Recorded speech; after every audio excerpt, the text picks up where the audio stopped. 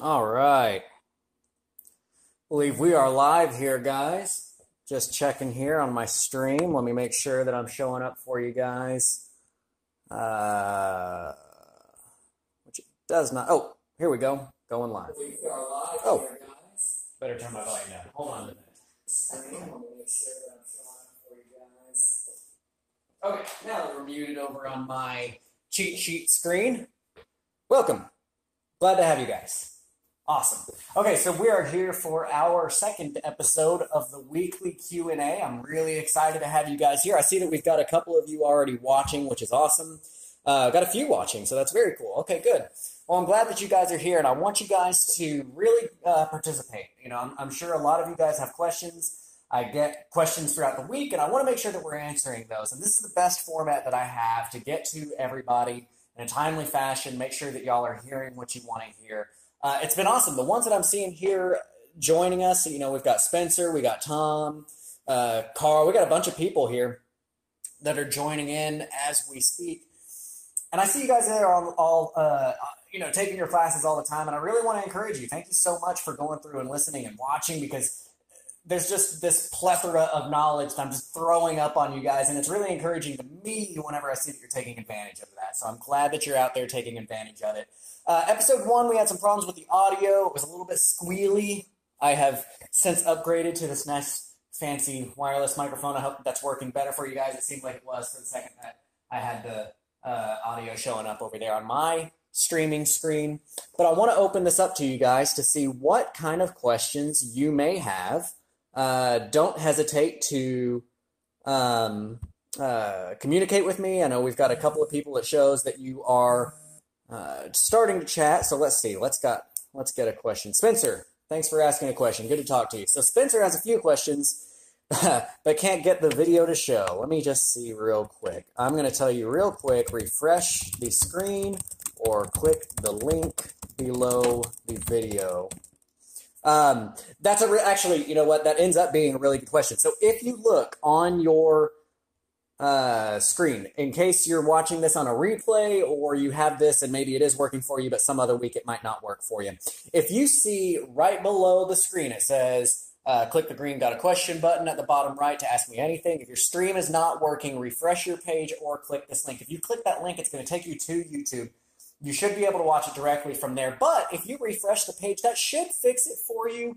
There's a little bit of a bug with YouTube's live feature, where if you're hitting play before we go live, it should make it to where, or I'm sorry, sometimes it will kind of mess up and not show you when we do go live. So try that.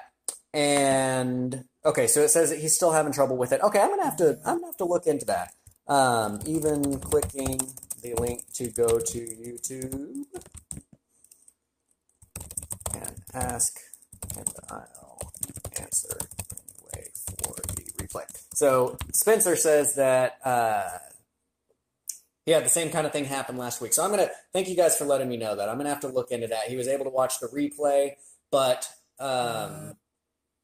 wasn't able to watch it live. So I'll work on that. And just so you know, I am hiring right now. I'm hiring a tech nerd to come in here and help out with some of this kind of stuff. I'm fortunate in that I have a tech background and I'm able to get a lot of these things done, but I only have so much time in a day, and I'm still running a real estate investment business, and I'm still doing personal mentoring and training and stuff of that nature. So what we're going to be doing is hiring somebody that will be able to get some of these things served up a little bit quicker. Their first priority will be that it is right now a little bit more difficult for things to work on the mobile platform, and your full screen isn't working. So that'll be the first priority. I'm hiring probably tomorrow. We'll get those things fixed up. But let's go ahead and jump in to some of these questions for Spencer. So Spencer has one question. It says, in the 2 LLC system, do you set up one as your main company and then set up a different one for each property? Or do you just set up a second one to handle all of the properties? Okay, so, and let me see if this is a separate question. How do you align a buyer at the same time? Yeah, okay, so we've got a separate question there. So let's talk about that, the 2 LLC system. This is something that you may or may not have heard me talk about yet, but it's a good system. The 2 LLC system, the way that works is it's a way for us to essentially foreclose on ourselves. So if you noticed on the replay last week, if you did watch the replay, I am going to download these notes that I'm taking, that I'm putting up on the screen, that is going to be available in the tabbed section beneath your replay. So you can actually look through the notes that way if you want to see them as well. But then also, obviously, you should be able to tell what's going on the screen here. So what we've got in the 2 LLC system is we've got one LLC, okay? And that's the LLC that we're going to purchase the property into. Then what we're going to do is we're going to sell the property to another LLC, and we're going to call that one LLC 2. Now, the reason why we're doing this is that if you look right here, if this is an investment deal, in other words, LLC 2 is not going to live in the property, you fall under commercial law right here. What we're doing is we're trying to get around the foreclosure law waiting periods. Now, again, I will always say I'm not your attorney. Please seek legal counsel. I have sought legal counsel. I talked to many attorneys myself, but I'm not your attorney. Please seek your own legal counsel and kind of go from there before enacting anything that you learn on this side. This could be challenged in court. This could come back in court, but it's a way that we can do things. So this is a commercial transaction because LLC 2 is not going to live in the property. You're going to create a lien at that point in time. Then what you're going to do is you're going to sell the property. Let's see if orange may be a little bit too light, but we'll check it out. To Joe Homeowner, okay? Now, Joe Homeowner every month is going to owe, is going to owe their payment to LLC 2, and LLC 2 is going to pay their payment to LLC 1, all right? Now, in consumer law, when a consumer, somebody who's going to live in the house, let's make them happy. They're happy when they buy houses from us. When they live in the house, that hits consumer law. So this right here is where Dodd-Frank takes place, from LLC 2 to owner-occupant buyer. This requires the buyer to be 120 days late before you can start the foreclosure process. And we don't like that. That's not something that we want to have to wait, because that kind of stinks. So for those of you who have watched, and you should watch the basics video to learn about lien position, that kind of stuff, you know that if a primary lien, a first lien forecloses, anything downstream is going to get wiped out entirely, okay? It does look like it's a little bit hard to tell on this screen what's going on from my screen. So again, I will have these things available for you, and I'll use darker colors going forward. So if Joe Homeowner does not pay LLC 2, LLC 2 does not pay LLC 1, well, this lien was recorded first, so it's a primary lien. When this lien forecloses, it wipes out anything that happens past that. Now, when that happens, it wipes out everything that's going on past that, and then Joe Homeowner has 120 days. I'm sorry, 120? Now I'm completely blanking. I think it's 120 days. It's under consumer, under the rental rules at this point in time, consumer protection. But they now have, I believe, 120 days to pay reasonable rent to LLC 1 and stay in that property. Now, the question is, in the 2 LLC system, which is what I just described to you, do you set one up as your main company and then set up a different one for each property, or do you set up a second one to handle all the properties? And that, excuse me, as I die here. Okay, I tried to mute the microphone.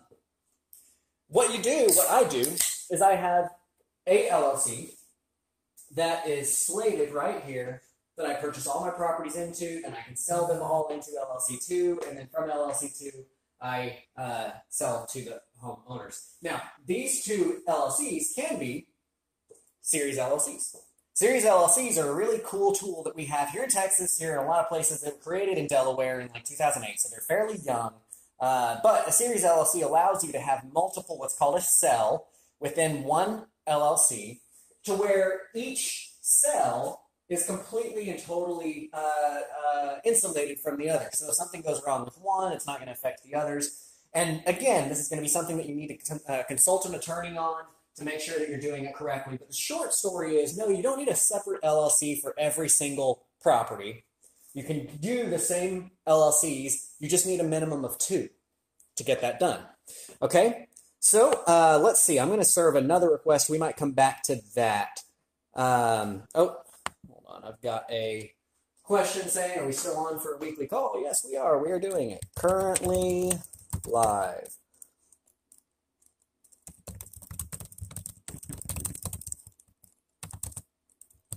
Okay. And you know what I'm going to do here is I am going to, real quick, click on this link, get to the YouTube, and serve this to people really quick. Hang with me for those of you who are watching.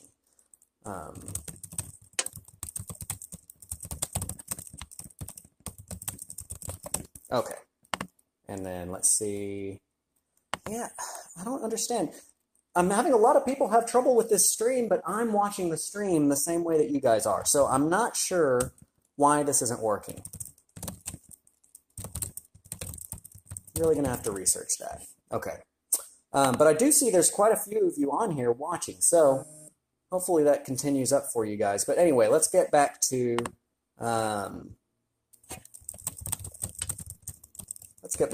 question here. And again, that's confusing because I'm coming from the internet just like you guys would with this other stream, so I don't know why that would be. Anyway, all right. Let me see.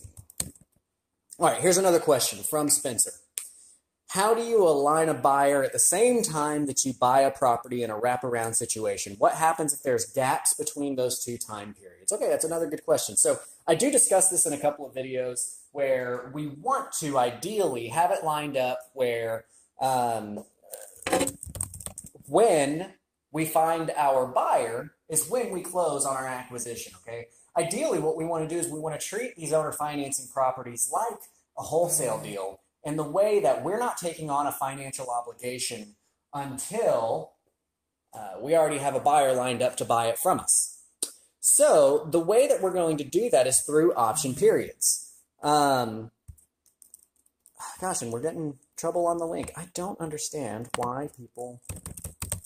Let me just do one more thing. I just want to make sure that everybody who's trying to watch this live can watch this live. So let me see if I can find this for everybody.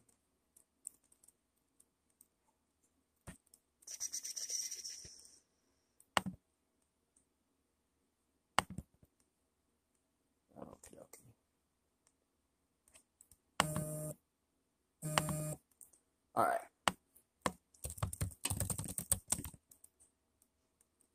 And I am going to hold on for a second because it looks like I'm getting more and more people saying that this isn't streaming for them. I will move on very quickly because I know that we are going to be watching this as a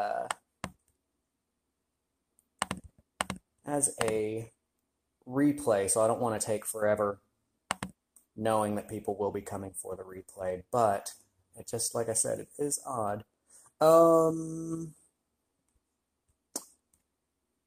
That we don't have this technical fun here. Okay, hold on.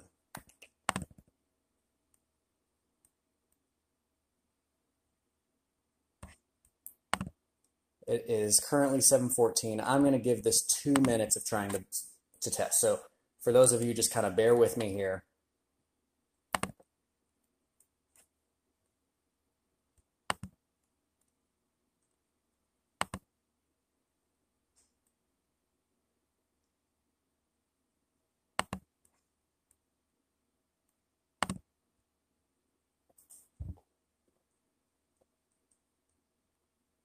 And this shows that I have a healthy stream here.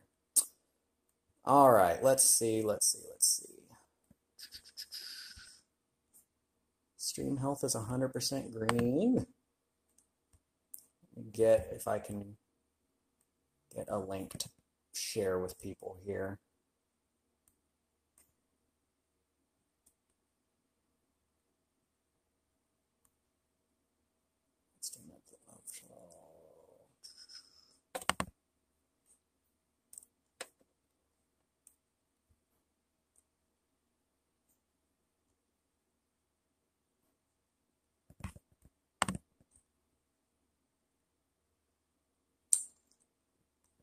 Yeah, I might not be able to get this. I may just have to get your questions and view on watch page. Here we go. Okay. All right, I believe I have the solution here. Bear with me as I'm getting this out.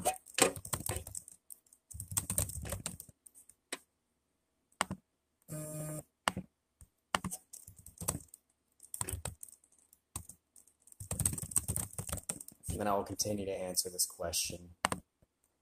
And let me make sure.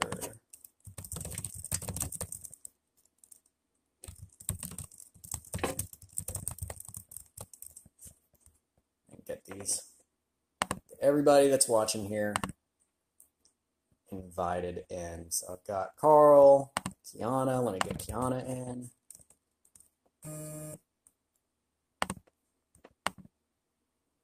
Gosh, it says video unavailable. Okay, well, this is unfortunate. I will just have to serve, because it's showing it to me. There must be a permission somewhere.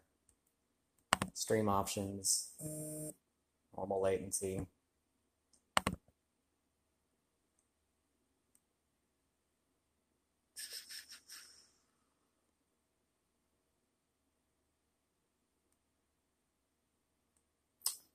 Yep, not showing. Okay, well,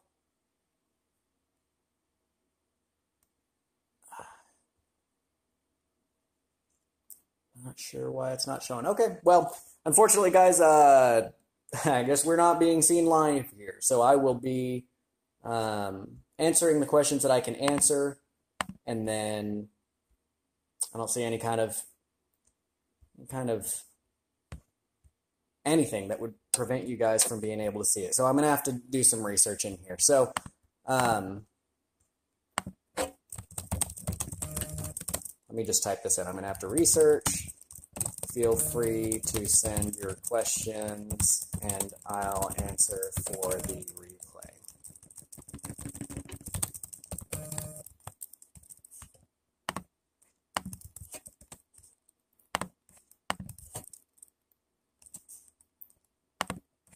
Don't understand, because there are no permissions on here that are saying that you can't watch it. Okay, well, we have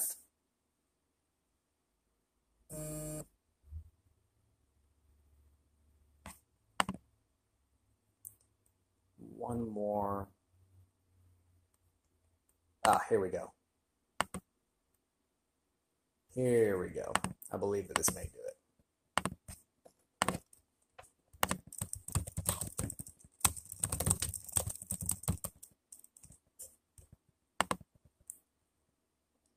Okay. I'm going to hang on for just a second. I've got somebody that's going to respond back.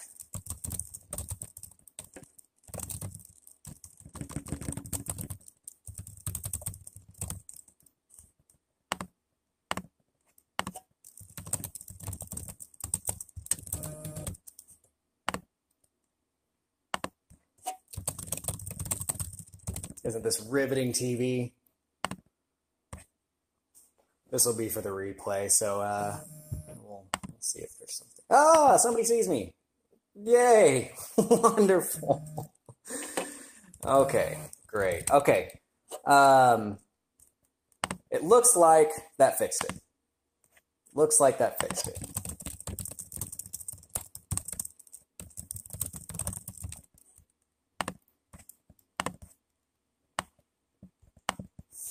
Okay, I'm going to invite a couple more people. There is some latency with this.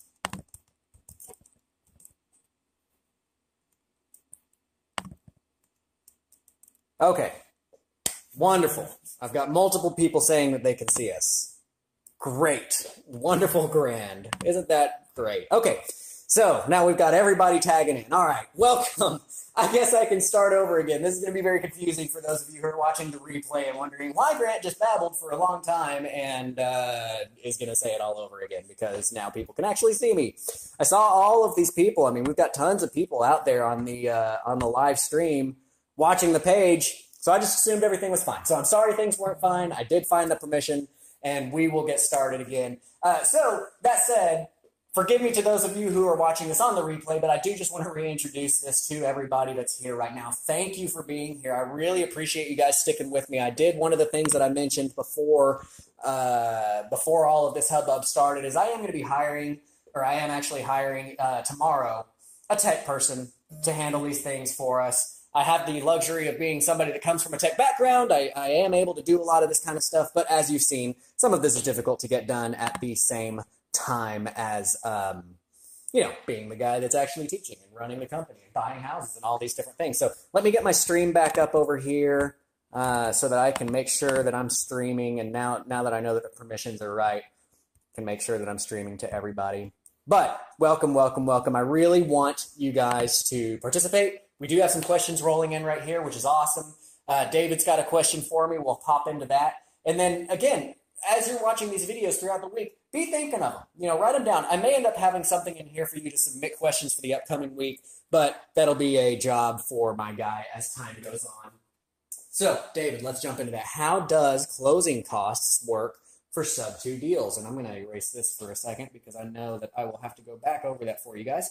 Closing costs for a sub-2 deal, very simple. It depends on who you're going to be using as your closing agent. But you actually have a cheaper closing on subject to and owner financing than you do with a standard title closing. And that's where it goes down to, I forget which chapter number it is, but one of my videos that's out there is using a title policy with your owner finance deal. And when you have an owner finance deal subject to, I don't buy a title policy on that deal. I don't because of a lot of reasons, and that's in that video. So you can go ahead and watch the the title policy video and subject to. For those of you who are lifetime members, if you're not a lifetime member, if you're an Essentials member, that one is going to unlock for you in weeks to come.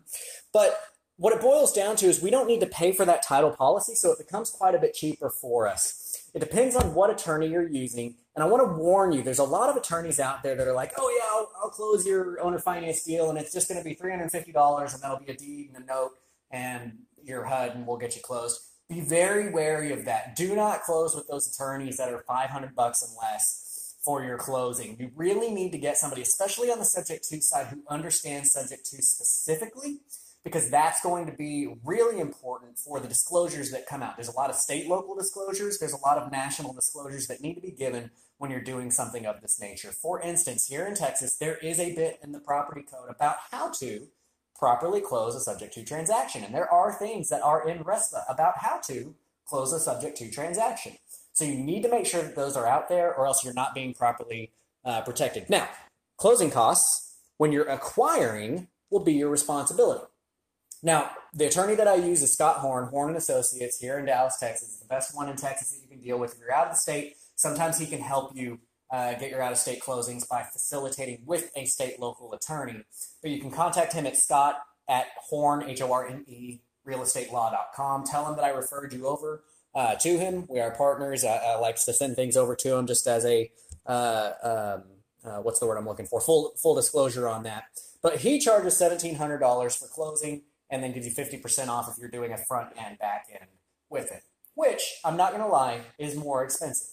But you're getting the best disclosures and you're getting the safety of having a real attorney closing your file versus one of these $500 yahoos that's not really going to give you the protection that you want. Now, when you buy subject to, obviously that's going to be your responsibility. But when you are selling as a wraparound mortgage, charge all of the closing costs to your buyer. When I look for a buyer, I'm going to tell them I want a 10% down payment and your closing costs are $2,700 and, or whatever that might, whatever their closing costs are. The reason I say $2,750 is because you're paying, and I said 17 earlier, I think it's $1,850 that Scott charges, and then you're paying $750 for RMLO stuff. So you get the buyer ready to pay for all of those closing costs all on them, and then you tell them that they also need to bring a 1-year prepaid insurance policy to closing. Sometimes that will eat up how much money they have available for their down payment, but we talk about that in the My Buyer Doesn't Have 10% Down video for you to address that. So the question of how do closing costs work: when you're acquiring the property, you go through an attorney's office, and when you're selling the property, you go through an attorney's office. You're not going through title. You're not going to pay for that title policy. When you acquire, you pay for it. When you sell, they pay for it. But nothing says you have to sell. You could hold it as a rental. Or you could, retail it or whatever you want to do. So, David, thank you for the question. That's a great question. Let's move on here. Kiana. Oh, you know what? Kiana didn't have a question out there. Let me see where our next question is. All right. Spencer has a couple of questions, so we're going to be able to go through those. Now, Spencer asked about the 2 LLC system. For those of you who are tuning in now because I finally got my permissions right, go back and watch the replay video. I will try to have that uploaded tonight. What happens is once I go live, it's going to take it a second to encode everything so that we can upload it as a separate video. But go back and watch that because it's a really good question I want you guys to understand the answer to. And where I got cut off in the middle of was answering the second question, which is how do you align a buyer at the same time that you buy a property in a wraparound situation? What happens if there are gaps between those two time periods? So what he's referring to is the fact that I like to refer to closing on the property through option periods, right? We want to contract the property. Now, I typically get a 60-day option period on my subject to deals whenever I contract for the acquisition. So we are going to contract with a 60-day option period. And then what we're going to do is we're going to market for a buyer in that time. So we are going to be marketing for a buyer while we don't even own the property. Now, this is going to be very important for how our contracts are laid out because this can be, if you don't have proper contracts, if you're not using a good attorney to give you your contracts, this can be a problem because it can be a violation of, like, for instance, here in Texas, it's the Texas Real Estate Commission, the people who handle the realtors. It can be a violation of how they do their rulings that says that you're not allowed to market a property that doesn't belong to you. But if you have things lined up in your contracts that say that you are allowed to do that, that changes everything. So in our contracts, it does say, hey, either you are or you aren't a realtor, and you have the right to market this property for sale, even though you don't own it. And then part of the deal when you are marketing that property for sale is you need the buyer to understand that you don't yet have title. So in your contract with your buyer, under your special provisions, you're going to say something along the lines of, seller does not yet have title to the property, okay? But what we're doing here is we're going to acquire the property, or we're going to contract the property. We're going to contract the property with a 60-day option period. Then we're going to immediately start marketing it. And when we find our buyer, that's when we're going to go back to our seller and we're going to say, hey, seller, I found a buyer. It's time to close. So we're going to close with that seller on the same day or the day before or something. We close with our buyer. So we're only going to actually own our property for a couple hours usually. Now, what happens if that time spread out? Well, that is what my video is talking about, going net negative up front and going, oh gosh, not negative, front funding. That's what I'm talking about in front funding, is do you want to acquire a property before you have a buyer lined up for it? So I encourage you to go watch those videos because I go into great detail about that specific topic. Is sometimes it does make sense. If I have a property like here in the DFW area, Garland, Mesquite, Balch Springs, those are great areas for owner financing. If I pick up a $100,000, $150,000 house in Garland, I know that that house is going to sell very easily. So if it comes down to a position where I have to make that decision of, well, am I going to close on this property even though I don't have a buyer? It's a no-brainer for me. I know I'm going to close on that property even though I don't have a buyer because I will find a buyer. But if I've got a property that's in a little bit of a different neighborhood that I'm not used to working with, that's going to be whenever I'm maybe going to cancel that contract rather than closing on it. Because again, we're in an option period. That option period's whole point is to give us the ability to back out if we need to. So again, watch the front funding video, watch the net negative video, because those will discuss that topic in detail. How does the math work out when you purchase a house for over the underlying lien value? Do you split up the payments to the seller and the mortgage company? That's another really good question. Okay, so this question is, how do you work whenever you when you acquire a property that may owe, let's say 80. Let's take it back. They owe 50. And we're going to buy it from them for $80,000, and it's now worth 100, okay? So how does that work? Let's get to our digital blackboard here. Okay, so if you acquire so let's look at it like this. We've got a house. I'm just going to stick with black marker because that seems to show up better on the screen for you guys. We've got a house that's worth 100. So I'm going to say 100. My wonderful handwriting. Okay, 100 ARV. And what we're then looking at, and red seems to show up fine too, I believe, so I'm going to use red here, is we're looking at a sales price of 80 grand. Okay, hopefully that does show up. I'm going to keep an eye on this to see if I'm going to use a different color. Okay, so we've got a sale of $80,000. Now, what we're looking at is we're looking at an underlying lien, and remember I abbreviate that as UL. We're looking at an underlying lien of, what I say, 50,000 or 5EK, according to my wonderful handwriting. So what we've got here is we've got a difference of an owed 50 that we're going to buy subject to, but we're going to purchase the property for $80,000. So that leaves us with this gap right here of $30,000, okay? So we're going to fill that gap with a second lien for 30 grand. Now, this is where backing into the deal becomes so important. Because if we're going to figure out what we can offer our seller for that 30 grand, we need to know what we're going to be receiving for this deal, okay? Everything is dictated by our payment. So what we then have to do is we have to look at what is our income, okay? So if we've got income, and that income, let's say that the rent is $1,200 a month, okay? So we're getting $1,200 a month, and the reason I'm referring to rent is because, again, those rent payments kind of dictate what we're going at. And right now I'm not qualifying taxes and insurance. I'm just saying, let's say that our principal and interest that's coming in is $1,200 a month. I want you guys to watch the backing into the deal video to get more detail on this, but I'm going to kind of blow through this a little bit more quickly. And then we look at our underlying lien there. Now, let's say that our underlying lien, I said it was $50,000. Let's say that it's got 20 years left on it, and it was at 4.5%. That would mean that our payment, we're gonna have a lot of money to spend on this. Maybe I should have made a different number. Oh yeah, if it's $100,000, anyway, whatever. We'll still use it because I'm sticking with it. That would mean that our principal and interest payment on the underlying mortgage that we are paying, that $50,000, just to remind you, okay, we're talking about this $50,000 right here. That $50,000 is going to be a payment of $364 was what I said, $316.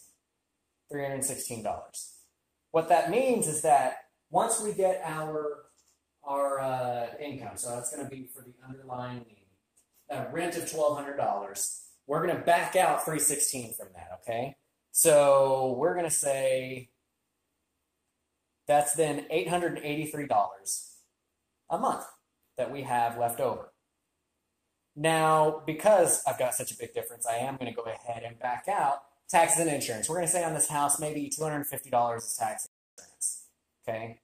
So we've got $250 for taxes and insurance, which leaves us with $633, okay?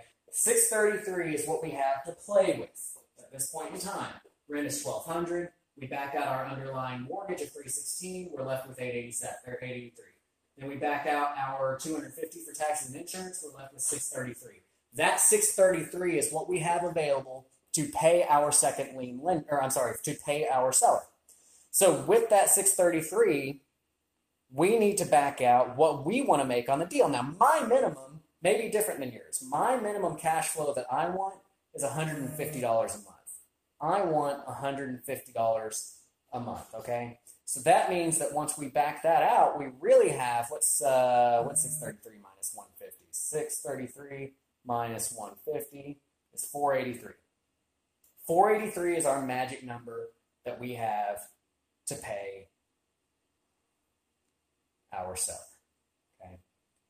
This 483 right here, that is what we have available to pay our $30,000 second lien. So then what you're going to do is you're going to put in the $30,000 into your 10B2 calculator as the principal that's owed to your seller, $30,000. Then you're going to put in how much time and how much interest that you can pay them. You're also going to put your payment, that maximum payment that we're allowing ourselves to pay, which is $483. So we're going to do $483. Turn it into a negative, put that into payment, and then we need to decide what's the next thing that we do know, right? Do we know the time that we're going to pay them, or do we know the interest rate that we're going to pay them? Well, I'm more like to hit the interest rate on them with like 4.5%. That's typically what I'm offering my seller, so I'm going to leave that as 4.5%. I'm going to see how long it would take me to pay them off with that. And with these numbers, what that means is that we're going to be paying for 70 months, almost 71 months. So I'm going to say 71 divided by 12. So just about 6 years, it's going to take us to pay off that $30,000 second lien to our seller. Okay, so we're going to look back at our original picture. We took over on a $50,000 mortgage. We gave them a $30,000 second lien for a total purchase price of 80 grand. Every month when we make that payment, we're going to pay the bank directly for that underlying lien, and then we're going to cut our seller a check for $483, right? Wasn't that it for... Yep. We're going to cut our seller a check for $483, and we are going to keep $150 of cash flow on that deal. So that is how you're going to be structuring that out. When you've got your seller is just like it's a second lien. It's just like another bank that you owe on this deal. So you're going to pay your underlying mortgage, and then you're going to pay your seller. Okay, so at this point in time, Kiana has a question for us. Kiana, thanks for joining us. How would you structure a deal with a seller that has zero to little equity? And Kiana, that's a softball for me. That's an awesome question. I appreciate you sending it because that's what Subject 2 is all about. Subject 2 is really going to be your savior in these low to no equity deals. In one of the videos, and I can't remember which one it is, I do refer to a little graph that shows like, hey, if they owe 70% or less, then you can fix and flip. If they owe like 75 or less, it's a fix and flip. If they owe between 75 and 82%, it's a really good idea to wholesale that. If they owe like 82 to 85, maybe you can hold it. If they owe 85 to like 105, that's a great Subject 2 deal. And then above 105, you start doing a short sale type transaction. The reason why is that when we buy on a discount, the reason why we're buying on a discount is because we need to protect ourselves. We need to protect ourselves to understand that when we're putting our money on the line, we're not going to lose it all. Now, on a cash deal, we need to make sure that we're being very careful. If we're putting up all of the cash for a property, we need to make sure that, you probably hear my dogs shaking their head in the background, sorry. We need to make sure that when we put that cash up, if things go wrong and we need to liquidate, we're still going to make our money back, even if we have to liquidate at a discounted price. So if we bought at 75 cents, that's why 75 cents is kind of that standard number, right? Because if we bought at 75 cents, we would then be able to liquidate at 80 or 85 cents and still make our money, right? Our bare minimum is that we're going to make our money back. Koopa, stop. As I yell at my dog, sorry. So if you've got a seller that has zero to little equity, the whole reason that we're able to buy this Subject 2 with low equity is that we're not putting our cash up on the line with Subject 2. With Sub 2, what we've done is we've bought the house. It's all paperwork. It's all put into our LLC's name, and we've got little to no liability in this deal, right? Our liability is more of a moral and ethical liability that we want to make sure that we're able to do the things that we've promised that we were going to do for our seller. But what we aren't worried about is losing a bunch of cash because we don't have to put it up. So here's the thing, is that when you have a deal with little to no equity, you run the deal the same way as anything else. Just like we talked about with backing into the deal and with front funding and the knowns and unknowns videos. Those are all three videos that I'm going to recommend that you watch to get a really good understanding of the situation, because I've got deals that I have basically no equity in, but I'm making $500 a month. And I know that sounds weird, and I know it doesn't make a lot of sense that would be true, but it is. There are deals where somebody owes me $130 and I owe the bank $130, but because of the interest spread, I'm making like $500 bucks a month. There's other deals where I may have like a $70,000 to $80,000 spread between what I owe the bank and what they owe me, but I'm only making $80 a month. It can go both ways. So when you run into these deals with little to no equity, you just have to run them with the knowns and unknowns and with backing into the deal, and make sure that there is a spread enough there for you to actually make your money. And Subject 2 is the prime opportunity for you to do those little to no equity deals. That's why Subject 2 is so powerful, because you're not putting your cash up for risk. You're just signing paperwork that says, hey, I'm going to try and make this work. I'm going to take over on your payments, and I'm going to find somebody to pay me more on a monthly basis. Okay. Now, what doesn't work is if you've got zero to no or little to no equity and there's no room for cash flow. Okay, because if their payment to the bank is $1,200, but the rent rates are $1,200, not only do you not have equity, but you don't have cash flow. Now the deal's a bust. But if they don't have any equity and their payment's only $800 a month and the rent would be $1,200 a month, then yeah, you've got a $400 spread there. Totally worth you taking over on that deal and making it happen. So don't be afraid of low to no equity. That is where owner financing shines in its brightest. So guys, we have had several questions here. Let me make sure, I'm going to let you guys know that we are wrapping it up. So if you have questions, get them in now. We're in a little bit of a delay, so I'm going to make sure that I give you guys a minute. I'm looking for my motion of when I did that so that I can know that you have heard it at that point in time. Okay, so at this point in time, you should have seen me ask for the questions. I'm going to hang out here for just a second more, and we're going to get this much smoother. Luckily now it looks like we've got our permissions set so that you're going to be able to see these on weeks forward or moving forward. But I really want to add this value to you guys, and I really want you to have your questions prepared just like you did today. I really enjoy answering these things. I want to make sure that you guys are set up for success. So thank you for being a member. Thank you for joining. Tell your friends too. I mean, this is one of those things that I would appreciate you letting people know that, hey guys, there is a good option out here. There is an option where somebody's going to take the time to really let us know the actual way that these things work, rather than spending 99% of the time boosting their next most expensive product, because that's not what it's about. I've gone through courses like that, and I stinking hate them. It's one of the big reasons why I'm here, as most of you know, and doing this kind of stuff. I'm passionate about this. I want you guys to be passionate about this. And let's build our community around us of people understanding what's going on. Okay, so here is a question that came in from David. What do you have to look out for when wholesaling a subject to deal?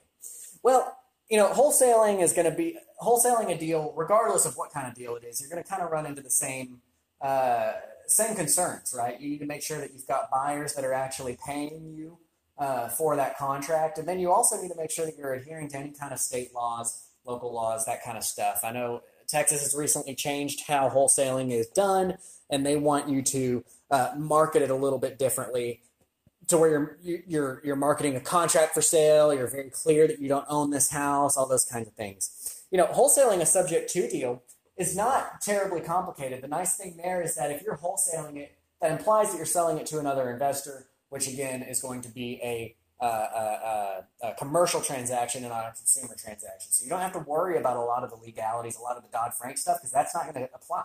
When you're doing a commercial transaction, Dodd-Frank doesn't apply. So if you do find a subject to deal, something that fits for it, what you need to do is you need to make sure that you've got all the right numbers in play, and then you need to get with somebody that knows how to handle subject to deals. I mean, obviously I'm going to be a buyer for that. It looks like you are based out of Dallas. So, you know, if you run into that subject to deal, you can always contact me, and one of me, either myself or my team member is going to go out and help you with that deal and take a look at it and get you paid for it.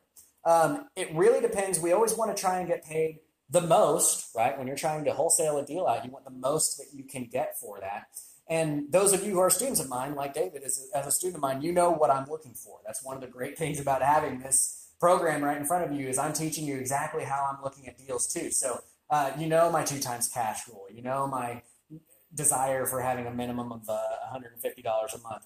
And that there are going to be reasons that may change that if there's some kind of compensating factor that goes along with it. But you're going to contract it the same way. Actually, part of the contracts that we use, and again, since you're in Dallas, I would recommend that you use Scott Horn.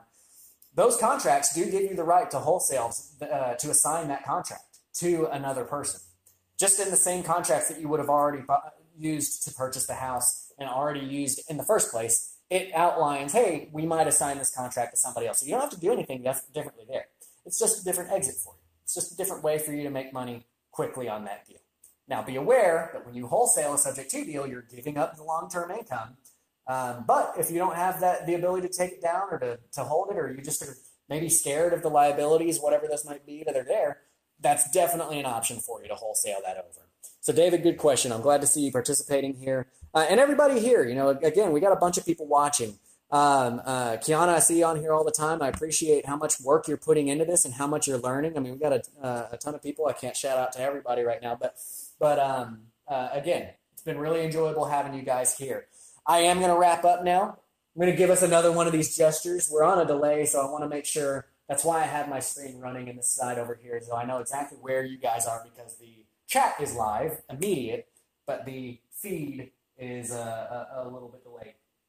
So, again, yeah, we will be wrapping up here. It looks like you have had a chance to see that we're wrapping up. And again, I appreciate you guys being here. So CreativeCashFlow.com, we're here. We're ready for you. We are filming more modules. I am working on getting more things out. You'll notice there's a lot of things that are referencing videos that don't exist yet. That's why you've gotten your membership for the price that you have, is understanding that, hey, right now, as things stand, you have everything in front of you that you need to buy houses with owner financing and be successful. But there are going to be little things that you can tweak along the way, and those things get referenced to like my rules of thumb videos and that kind of stuff. Those modules will be on their way this year. We're filming a lot of videos this year to get them out. So continue to watch these things. I will keep you guys in the loop on through email to let you guys know when more things are popping up. But with that said, we're going to be wrapping it up. So thank you guys for being here. I appreciate it. I'm going to see you guys next week. And until next time, just keep on learning, all right?